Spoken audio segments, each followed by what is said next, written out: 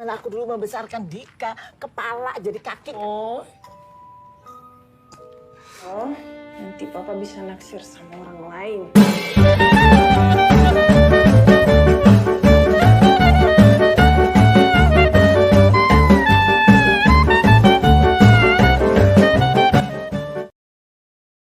Oke teman-teman, pada kesempatan kali ini kita akan membahas sebuah film Indonesia yang berjudul Baby Blues yang rilis pada tahun 2022.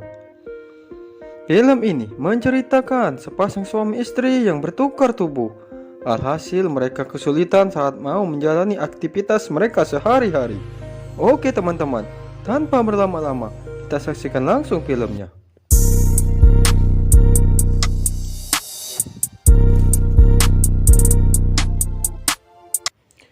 Di awal film, kita akan diperlihatkan saat itu ada wanita yang mau melahirkan. Dia bernama Dinda. Lalu di samping Dinda ada dua laki-laki, dia bernama Omen dan Fikri. Mereka berdua merupakan sahabatnya, suaminya Dinda. Tak lama setelah itu datanglah suami Dinda yang menyusulnya ke rumah sakit. Dia bernama Dika. Dika terlambat datang dikarenakan dia sambil bekerja. Saat di dalam rumah sakit ternyata ada juga mertua Dinda yang datang. Terlihat mereka semua menanti kelahiran bayinya Dinda. Alhasil setelah itu Dinda pun melahirkan dengan selamat dan bayinya perempuan. Sontak saja melihat hal itu semua orang pun jadi senang. Lalu malam pun tiba, terlihat Dinda selalu bangun untuk memberikan ASI kepada bayinya itu. Hal itu pun membuat Dinda jadi repot dan kurang tidur. Sementara Dika terlihat tidak peduli dan masih tertidur pulas. Keesokan paginya terlihat Dika baru bangun tidur tanpa rasa tanggung jawab. Dia pun mencium bayinya, sementara Dinda kurang tidur. Lalu setelah itu Dika berangkat kerja dan Dinda dimarahi oleh mertuanya karena sarapan yang tidak bergizi. Di tempat Dika bekerja terlihat ada temannya yang sedang mengantuk saat bekerja. Hal itu pun dilihat oleh bosnya. Sontak saja bosnya pun langsung memberikan surat PHK kepada karyawannya itu. Melihat hal itu, Dika dan temannya yang lain jadi takut kepada bosnya itu. Saat di rumah terlihat bayi Dinda sedang tidur, tiba-tiba Dika dan kawan-kawan teriak sambil main PS. Hal itu pun membuat bayi Dinda jadi terbangun dan menangis. Sontak saja Dinda pun memarahi Dika karena Dika berisik dengan temannya. Lalu setelah itu Dika pun memberitahu temannya untuk pelan-pelan saja. Selanjutnya saat tengah malam bayi Dinda boker dan Dinda meminta tolong Dika untuk mengambilkan air. Tapi Dika sepertinya masih ngantuk dan dia pun keluar kamar. Dinda mengira Dika keluar untuk mengambilkan air untuknya. Ternyata saat dilihat Dika malah lanjut tidur di kursi sofa. Melihat hal itu Dinda pun jadi kesal kepada Dika. Dan paginya Dika bangun kesiangan, alhasil dia pun terlambat berangkat kerja. Saat di kafe, bos Dika memarahi Dika karena terlambat datang. Alhasil Dika pun diberi sanksi akan hal itu. Setelah itu bos Dika mengeluh karena kafenya sepi dan bosnya menyuruh Dika untuk rajin bekerja. Di rumah Dika saat itu Dinda sedang menyusui bayinya. Lalu Dinda mengeluh kesakitan karena bayinya menggigit puting Dinda terlalu keras. Hal itu pun membuat Dinda habis kesabaran dan dia pun mengeluh menjadi ibu rumah tangga. Di tempat lain saat itu Dika sedang asik main PS bersama Omen dan Fikri. Lalu tiba-tiba Dinda menelpon dan memberitahu kalau dia mau imunisasi. Melihat hal itu Dika pun jadi tergesa-gesa untuk pulang ke rumahnya. Ternyata Dinda sudah pergi duluan ke rumah sakit sendirian. Lalu Dinda pun jadi kesal dan marah kepada Dika karena tidak mengantarnya ke rumah sakit. Saat di rumah mereka bertengkar besar dan mereka saling mengeluh menjadi orang tua. Dan mereka pun ingin bertukar pekerjaan. Dinda ingin Dika merasakan jadi istri dan Dika ingin Dinda merasakan jadi suami. Setelah bertengkar mereka pun tidur. Saat tengah malam saat mereka tidur, ternyata malaikat mengabulkan permintaan mereka berdua untuk bertukar peran. Keesokan paginya Dinda bangun tidur dan Dinda langsung pipis di kamar mandi. Tiba-tiba dia terkejut melihat alat kelaminnya. Ternyata di dalam tubuh Dika adalah jiwanya Dinda. Begitu juga dengan tubuh Dinda, di dalamnya ada jiwa Dika. Sontak saja melihat hal itu, Dinda pun jadi pingsan. Lalu Dika pun mengangkat tubuh Dinda. Untung saja hal tersebut tidak diketahui oleh orang tua mereka. Setelah itu terlihat Dinda dan Dika bingung harus berbuat apa, karena mereka bingung dengan tubuh yang tertukar untuk melakukan aktivitas mereka sehari-hari. Setelah itu bayi mereka menangis ingin ASI. Melihat hal itu, Dinda pun langsung menyuruh Dika untuk menyusuinya. Tapi Dika tidak mau karena dia tidak biasa. Setelah itu, Dika menyuruh Dinda untuk mandi dan berangkat kerja karena dia akan dipecat kalau telat lagi datang kerja. Setelah Dinda mandi, dia pun mengajarkan Dika bagaimana cara menyusui bayi. Lalu Dika menyuruh Dinda untuk segera berangkat kerja. Tapi Dinda tidak mau karena Dinda tidak percaya meninggalkan bayinya kepada Dika. Tapi Dika terus meyakinkan Dinda. Saat di tempat kerja, Dinda pun bingung harus melakukan apa. Dia pun berjalan layaknya seorang banci. Sontak saja teman kerjanya pun jadi terkejut melihat Dika menjadi letoy seperti perempuan. Di rumah saat itu Dika sedang kerepotan mengurus bayinya yang menangis terus. Lalu dia pun terus menelpon Dinda yang sedang bekerja itu. Singkat cerita, mereka berdua pun saling mengisi kekurangan dan ketidaktahuan di diri mereka masing-masing. Setelah itu Dika memanggil babysitter untuk mengurus anaknya itu dan dia pun asik main PS. Di tempat Dinda bekerja saat itu dia sedang dimarahi oleh bosnya dikarenakan Dinda cuek dengan pelanggannya. Lalu Dinda pun terus ngeyel saat bosnya menasihatinya. Alhasil dia pun terkena SP2. Dan malam pun tiba. Saat itu terlihat Dika dan Dinda curhat tentang masalahnya kepada temannya, yaitu Omen dan Fikri. Alhasil setelah mendengar penjelasan dari Dinda dan Dika, akhirnya Omen dan Fikri pun percaya.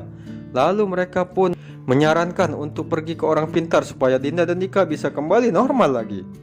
Keesokan harinya terlihat Omen dan Fikri datang ke rumah Dika dan mengajak Dika untuk pergi ke orang pintar. Saat sampai di sana, Dinda pun diperkenalkan dengan dukun tersebut. Singkat cerita, Dinda pun jadi ragu dengan dukun tersebut karena kurang meyakinkan. Alhasil, Dinda pun mengurungkan niatnya untuk berobat ke dukun tersebut.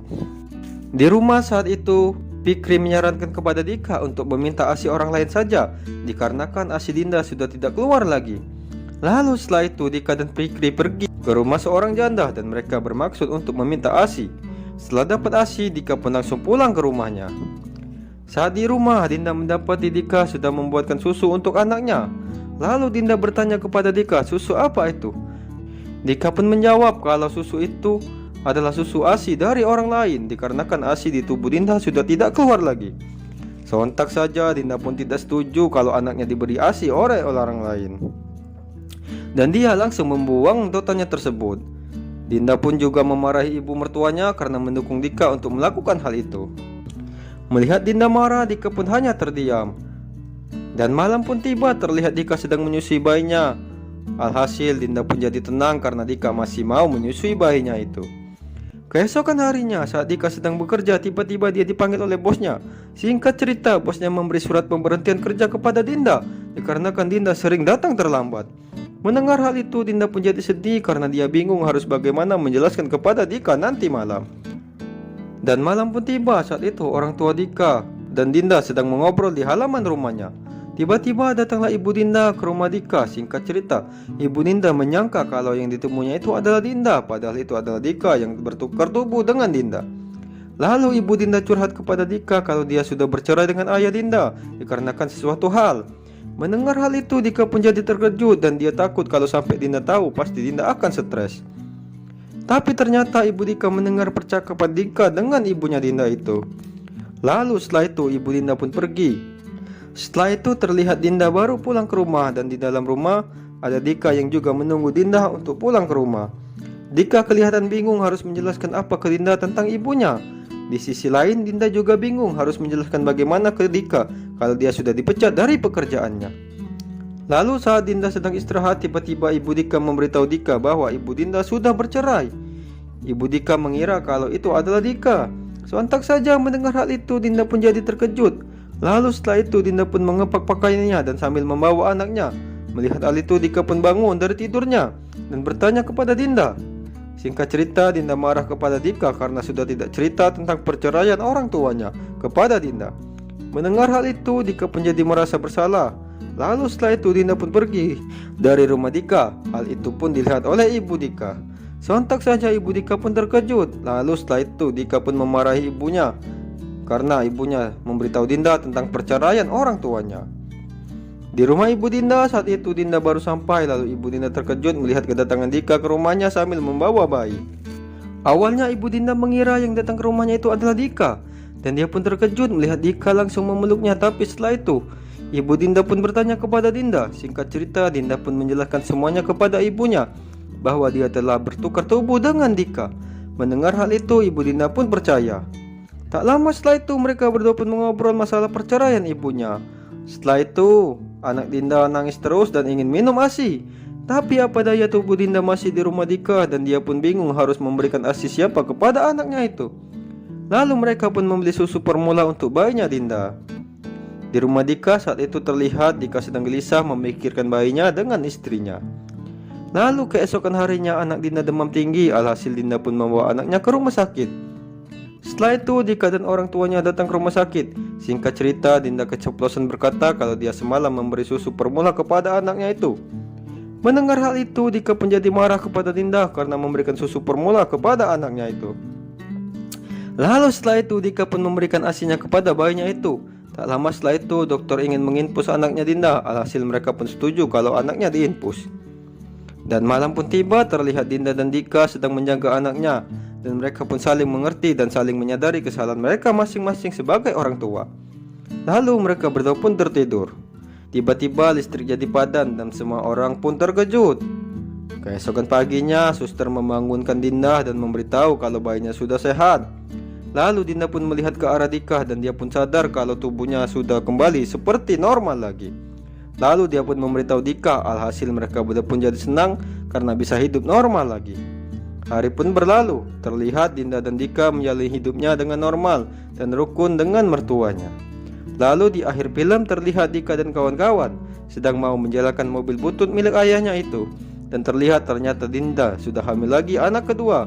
Dan film pun selesai teman-teman.